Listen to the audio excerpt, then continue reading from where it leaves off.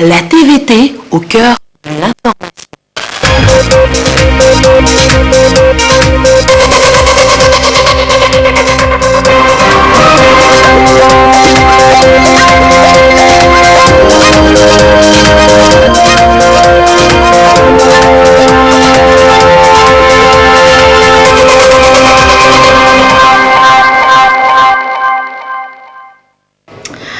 Heureuse de vous savoir au rendez-vous du journal sur la télévision togolaise. Madame, Monsieur, bonsoir et voici les titres de cette édition. Les chefs d'État et de gouvernement de la CEDEAO étaient en visioconférence ce mardi pour une session extraordinaire. Le renouvellement des instances dirigeantes de l'Union africaine était à l'ordre du jour. Et puis le Haut Commissariat à la réconciliation et au renforcement de l'unité nationale, HCROUN, poursuit l'opération d'indemnisation des victimes non vulnérables. L'étape d'Atakpamé dans ce journal. Voilà donc pour les titres. La session extraordinaire de la conférence des chefs d'État et de gouvernement de la CEDEAO s'est tenue ce mardi par visioconférence. Et le chef de l'État, Faure Gnassingbé, y a pris part.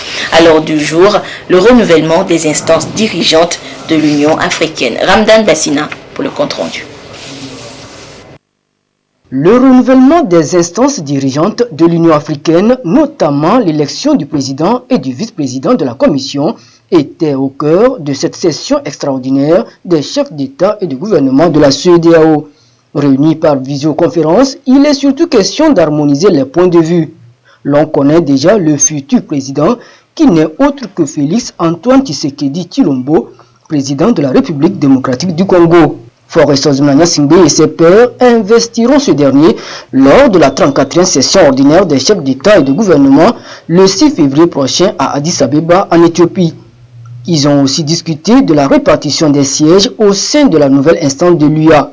Enfin, les chefs d'État ont fait un tour d'horizon des questions d'intérêt commun et de la situation sociopolitique et économique des différents pays membres. Troisième rencontre de concertation entre le gouvernement et les acteurs politiques dans le contexte des régionales de cette année. Au cabinet du ministre d'État, ministre en charge de l'administration territoriale et de la décentralisation cet après-midi, ils ont poursuivi les échanges et c'est pour au final aboutir à l'organisation réussie de ces régionales. Et bien, M. Souko pour des précisions. Il travaille activement pour définir un cadre consensuel d'organisation des toutes premières régionales au Togo. Les leaders des partis politiques et le gouvernement, représentés par le ministre d'État, ministre en charge de l'administration territoriale et de la décentralisation, abordent pour la troisième fois les questions essentielles liées à l'organisation des élections régionales prévues pour 2021. C'est une démarche d'ouverture du gouvernement pour que les prochains scrutins soient des plus réussis. Les régionales constituent la deuxième étape du processus de décentralisation après les municipales de 2019. De futures élections régionales qui permettront de choisir des conseillers régionaux. La tenue de cette consultation électorale est l'une des conséquences de la nouvelle loi sur la décentralisation et les libertés locales de juin 2019. Les 5 régions du pays sont donc passées au rang de collectivités territoriales au même titre que les communes. Le Haut Commissariat à la réconciliation et au renforcement de l'unité nationale, HCROUN, je vous le disais en titre, poursuit son opération d'indemnisation des victimes non vulnérables. Ce mardi, les membres de la commission étaient à Atakpamé pour la suite de cette mission. Dans les plateaux Est, plus de 2000 victimes vont être touchées. Le point avec Silver Abdou. Environ 2088 victimes non vulnérables vont être prises en compte au cours de cette session d'indemnisation entreprise par le Haut Commissariat à la réconciliation et au renforcement de l'unité nationale HCROUN. Cette réparation concerne les retardataires et les victimes qui étaient programmées pour la session de décembre 2020 mais qui n'ont pas pu être indemnisées. Tous vont être touchés au cours de cette session, dont 1286 pour le compte de la préfecture de Logou. Ceux qui sont les victimes encore vivantes prennent elles-mêmes les chèques. Et celles qui sont les victimes décédées, donc nous remettons leurs chèques aux ayants droit qui auraient prouvé qu'ils sont vraiment les descendants de ces victimes décédées. Ces sessions se sont déroulées par le passé dans les chefs-lieux de région. Mais pour le compte de cette année 2021, le HCROUN adopte une stratégie. Aller vers les victimes dans les différentes préfectures pour mieux se rapprocher d'elles et assurer leur indemnisation. Plusieurs préfectures ont été donc sillonnées, notamment Moyen Mono, Est Mono, Hao, Wawa, Amou et Ogou. Le HCROUN, pour cette fois-ci, a changé sa stratégie et voudrait se rapprocher beaucoup plus des victimes. Parce que le HCROUN a découvert les difficultés que les victimes traversent pour arriver au chef-lieu de région pour être indemnisées. Donc pour cette nouvelle année 2021, le HCROUN a pris sur lui d'aller vers les victimes et c'est pour cela que nous avons commencé avec Tong, Ngotchen, Badou, Amlamé, et Esmono et Lavagno et aujourd'hui nous sommes au chef-lieu de région à Tapamé. Depuis le démarrage de cette opération d'indemnisation, 13 268 victimes sont actuellement touchées. L'ambition pour le gouvernement, c'est de parvenir à amener les Togolais à se pardonner pour construire l'unité et la paix au Togo. La campagne agricole 2020-2021 doit être une réussite, surtout pour les producteurs. C'est l'objectif que s'est donné le gouvernement qui multiplie les mesures en leur faveur. En exemple, l'implantation de 80 nouvelles ZAP, zones d'aménagement agricole planifiées. Voyons cela avec Dodouari. La campagne agricole 2021-2022 est-elle bien partie pour donner de bons rendements? En tout cas, le gouvernement, au-delà de prêter main forte aux producteurs à travers 80 000 tonnes d'intrants, annonce la construction de 80 nouvelles zones d'aménagement agricole planifiées ZAP. C'est de vastes étendues que l'État aménage dans les villages et permet à ces petits producteurs de pouvoir exploiter. Les travaux d'identification des terres sont déjà lancés avec les levées topographiques et l'organisation des producteurs. Il est prévu une superficie de 8000 hectares pour ces nouvelles zones à raison de 100 hectares par site, soit 24 dans les savanes, 24 dans la Kara, 5 dans la centrale, 11 dans les plateaux et 16 dans la maritime. Les producteurs peuvent s'attendre à d'excellentes productions au regard des résultats significatifs obtenus sur les 38 surfaces déjà aménagées dans plusieurs cantons. Les bénéficiaires en ont tiré d'énormes avantages. Avant, on cultivait avec la roue sur 2 petites surfaces non aménagées et on a peu de rendement. Avec l'arrivée des ZAP, nos cultures ont très bien évolué et nous avons obtenu de bonnes récoltes. Ça a beaucoup changé notre quotidien. La production totale qu'on a eue sur le terrain ici tournait autour de 120 tonnes. On est parti jusqu'à 170 tonnes. On était au nombre de 83, mais le nombre a augmenté. C'est pourquoi on a demandé à la DMA de nous élargir encore les superficies. Tout le monde a trouvé le terrain. Même les gens me demandent encore qu'on n'a pas, si c'est comme ça, on n'a qu'à venir même faire 200 ou 300 hectares. Ils pourront travailler. En 2015, nous avons à peu près le tiers de ce que nous avons fait cette année. Parce qu'aujourd'hui, nous avons fait 200 hectares.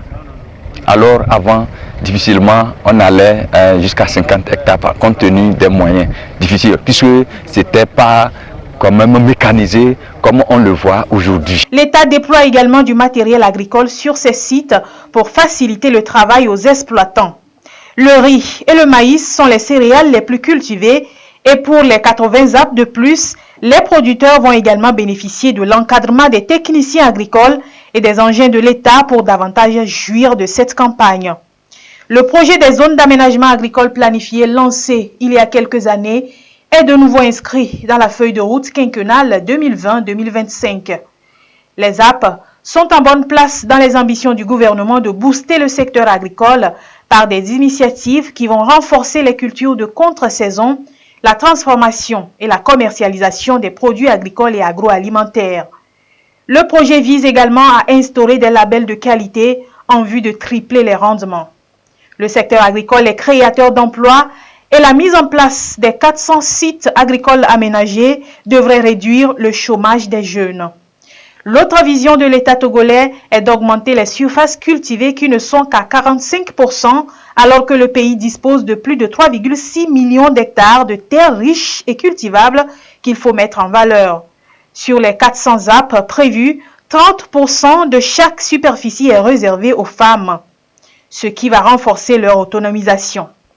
Le pays est donc en bonne voie dans l'amélioration de l'autosuffisance alimentaire et tend vers sa vision d'être un pôle d'exportation des produits agricoles dans la sous-région. Dans la région des savanes, la saison sèche rime avec la moisson et la conservation des récoltes. La grande partie des producteurs utilisent les méthodes traditionnelles pour garder leurs récoltes en vue de la consommation et de la commercialisation. Cependant, cette conservation, si elle est mal faite, peut entraîner des pertes énormes pour le producteur.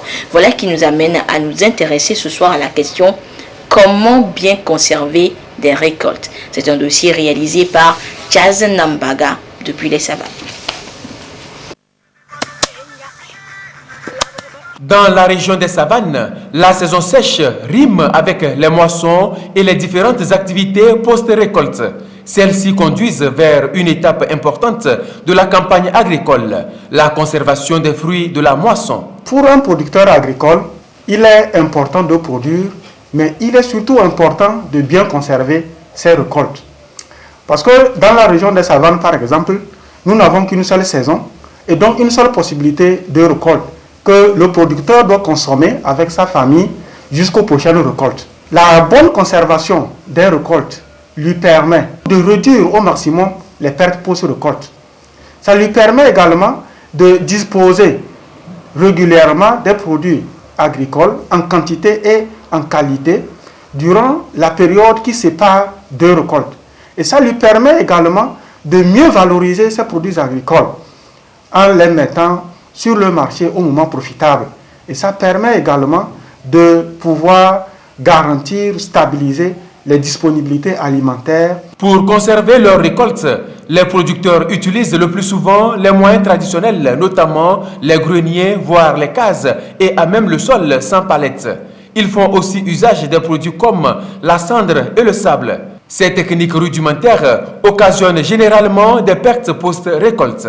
Pour accompagner les producteurs dans la conservation de leurs moissons afin d'éviter au maximum les pertes post-récolte, le gouvernement intervient avec la construction des infrastructures modernes adaptées à cette activité.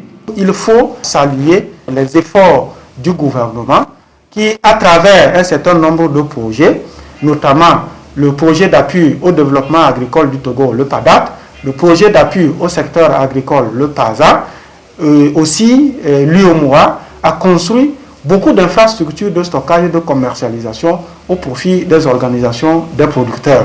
Dans la région des savanes, c'est plus de 200 magasins de différents types construits. Il y a aussi les hangars de marché. Et aujourd'hui, il est beaucoup plus question maintenant de l'appui accompagnement de ces organisations de producteurs-là dans la gestion de ces infrastructures, mais aussi dans la maîtrise des techniques de conservation, de stockage, de commercialisation des produits agricoles.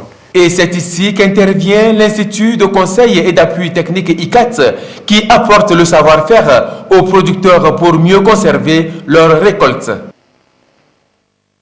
Santé à présent, depuis bientôt un an, le Togo vit au rythme du Covid-19. La courbe de contamination amorcée ces dernières semaines n'entache en rien la détermination du gouvernement. Elle renforce plutôt sa stratégie de riposte. Et l'Organisation mondiale de la santé félicite le pays pour sa prompte réactivité face à la pandémie et lui réitère son soutien. Et plus encore, en ces moments où le Togo attend ses premières doses de vaccin. Marie-Ange Bida pour des précisions. Les semaines se succèdent au Togo et les cas de contamination au Covid-19 aussi. Des cas qui se comptent par dizaines chaque jour. Des chiffres qui préoccupent plus d'un. Le Togo a su, dès les premières heures de la pandémie, déployer une stratégie de riposte et de gestion qui a fait ses preuves. L'Organisation mondiale de la santé, OMS, loue le pragmatisme mené avec dextérité. Vous êtes resté très scientifique et professionnel, ce qui est très important et ce qui se voit déjà par rapport aux décisions qui sont en train d'être prises.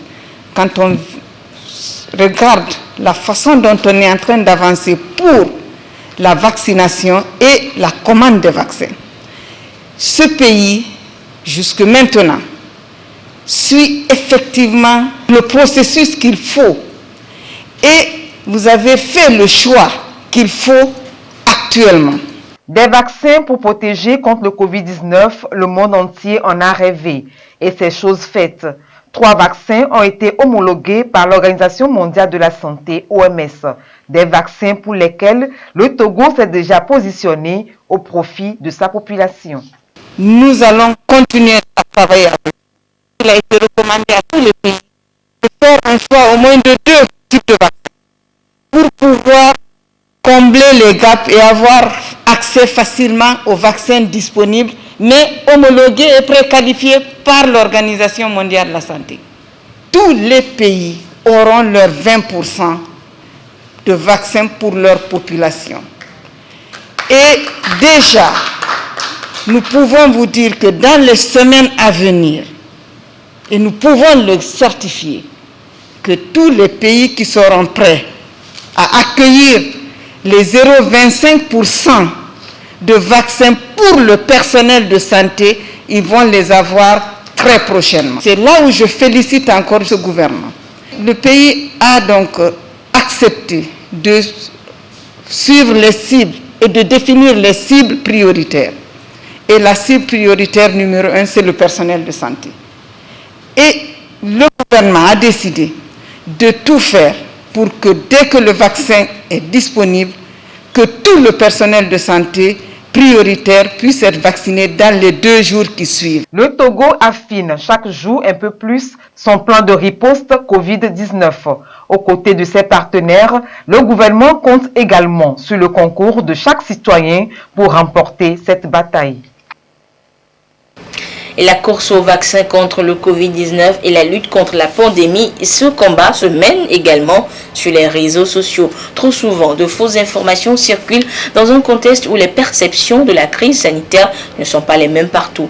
Et à l'heure où la campagne vaccinale en Afrique est source de superstition, comment les professionnels de la santé appréhendent-ils la situation? Augustin Kossi est allé aux nouvelles. Voici son dossier. Que le Coca-Cola rend le test du Covid positif. Cette vidéo a certainement fait le tour des réseaux sociaux.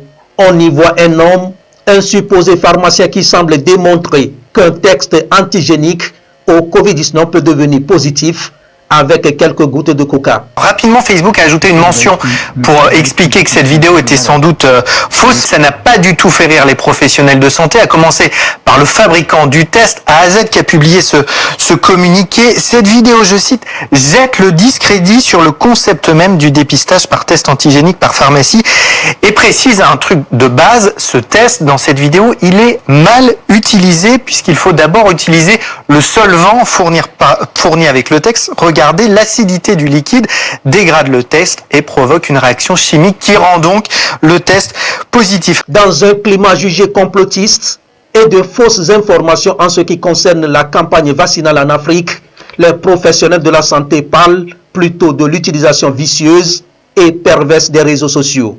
On se demande si les gens ne sont pas payés pour que nous, les Africains, ne prennent pas le vaccin. Comme ça, on va les arranger.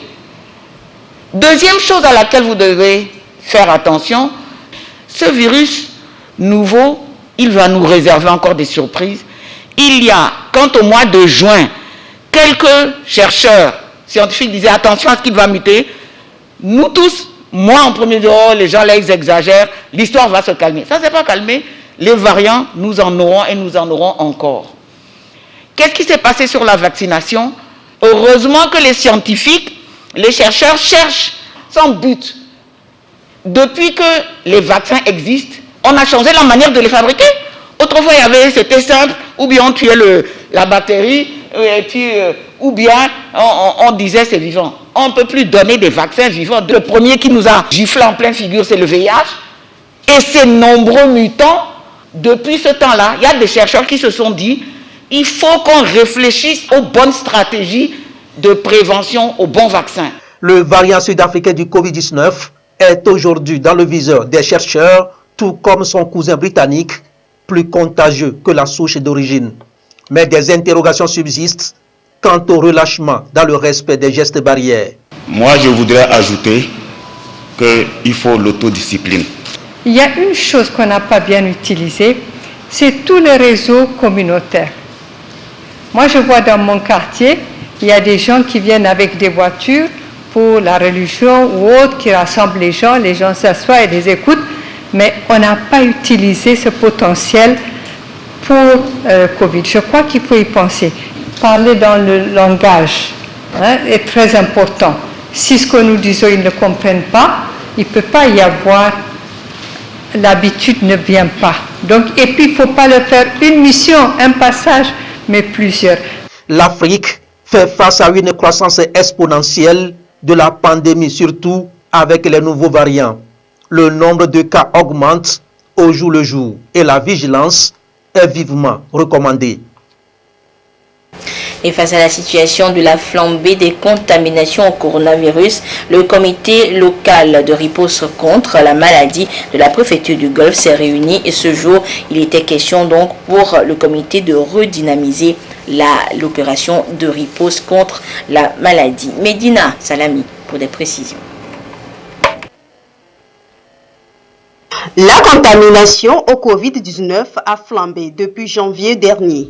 Au Togo, en l'occurrence, dans la région des Savanes et Lomé, les chiffres ont doublé. Et pourtant, des dispositions ont été prises au cours des fêtes de fin d'année. D'abord, c'est une situation mondiale. Ce n'est pas qu'au Togo seulement. Les pays limitrophes au Togo connaissent aussi cette flambée. Il y a une augmentation attendue.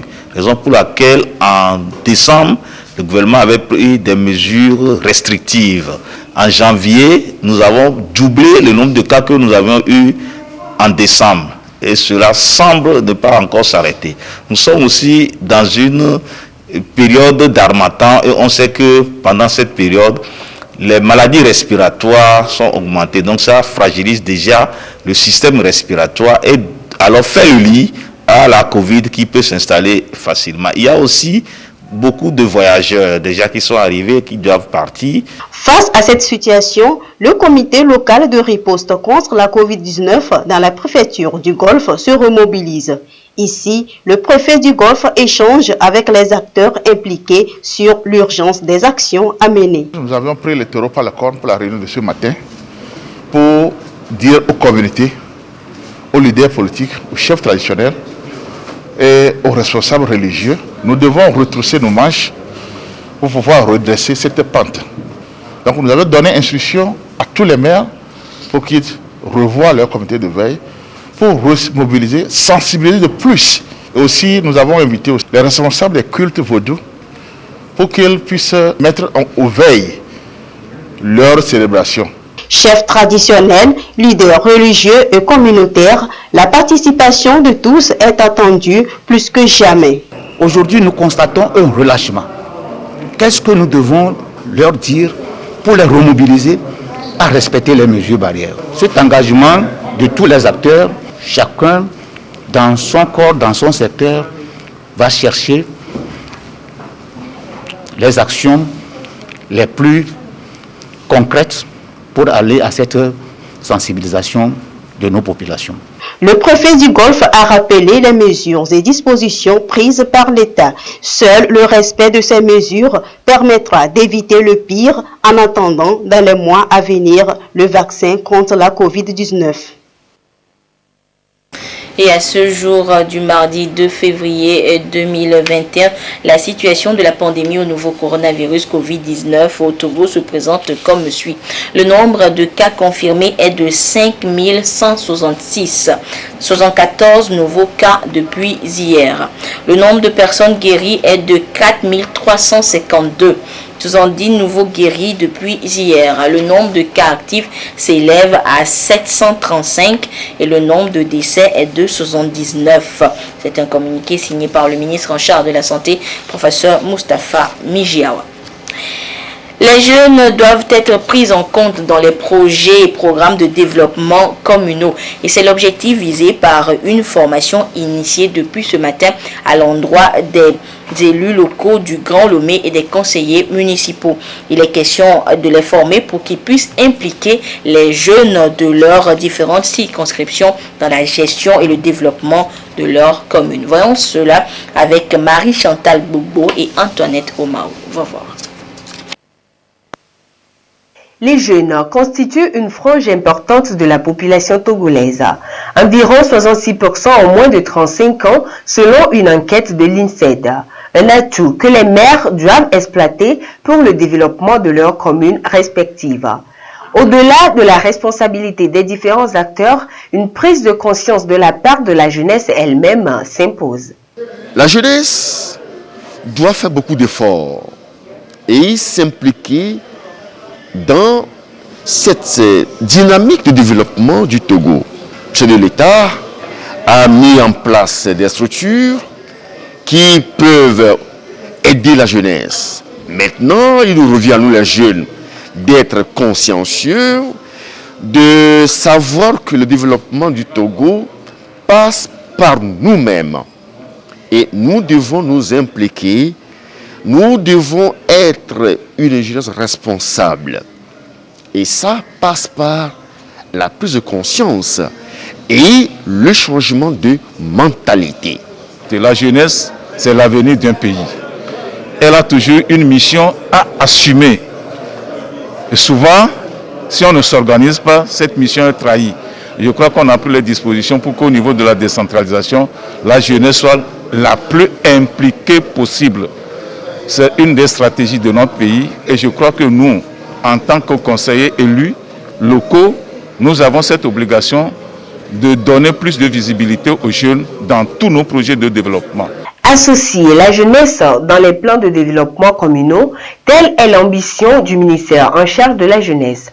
À travers cette rencontre qui est à sa deuxième phase, des outils nécessaires vont être fournis aux élus locaux pour la réalisation des projets et programmes de développement. L'idée, c'est de leur permettre, dans un premier temps, de s'approprier les outils et les instruments qui font de la promotion des jeunes un droit, au plan national, au plan international.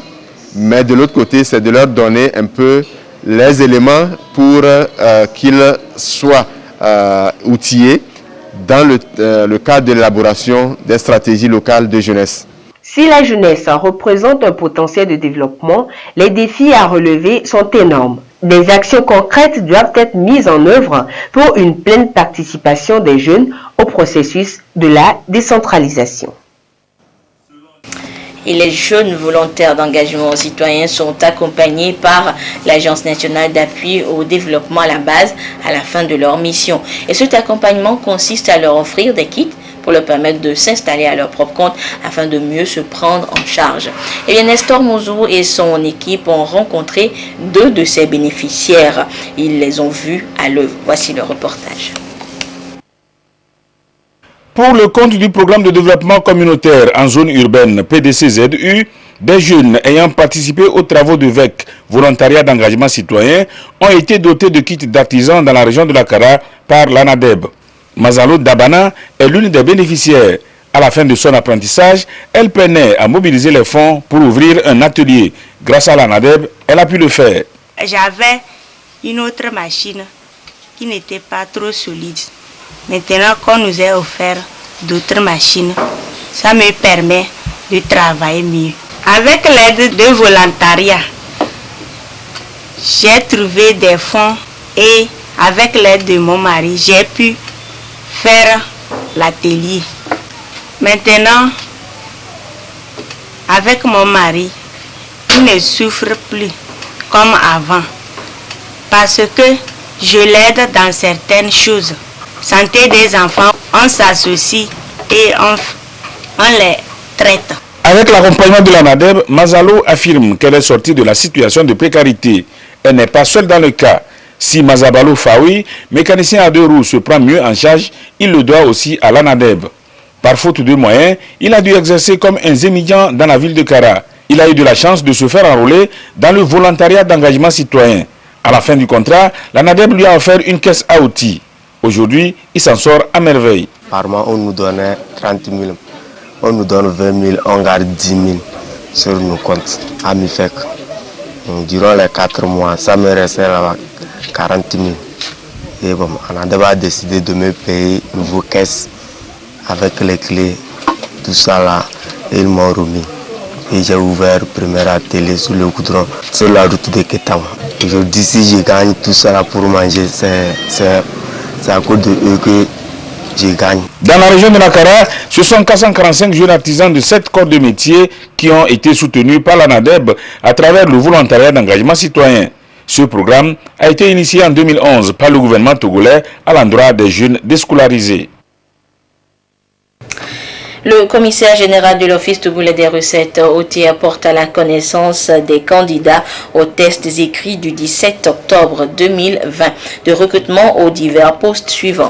Personnel du cadastre, de la conservation foncière et de l'enregistrement, agent technique à la direction des études et de la planification stratégique, agent technique à la direction de l'informatique et des technologies de l'information. Tous ont fait objet d'appels à candidature interne et externe, que les résultats des 10 tests sont disponibles et peuvent être consultés sur le site internet de l'OTR, le www.otr.tg, depuis hier, lundi 1er février 2021 à 15h. Il est à noter qu'en raison du contexte sanitaire marqué par la pandémie à coronavirus, l'accueil des candidats admissibles se fera au siège de l'Office togolais des recettes suivant le programme ci-après de ce mardi 2 février 2021 à 7h donc, et ce jour donc est déjà passé. Sur le programme de demain, mercredi 3 février 2021 à 7h30 pour les candidats admissibles de la direction de l'informatique et des technologies de l'information et ceux de la direction des études et de la planification stratégique. Le lundi 8 février 2021 à 7h30 pour les candidats admissibles de la direction du cadastre, de la conservation foncière et de l'enregistrement. Et c'est sur ce communiqué que se referme cette édition. Merci de votre fidélité à la télévision togolaise. On ne le dira jamais assez. Respectons scrupuleusement les mesures barrières pour éviter le coronavirus au Togo. Excellente suite de nos programmes. Au revoir.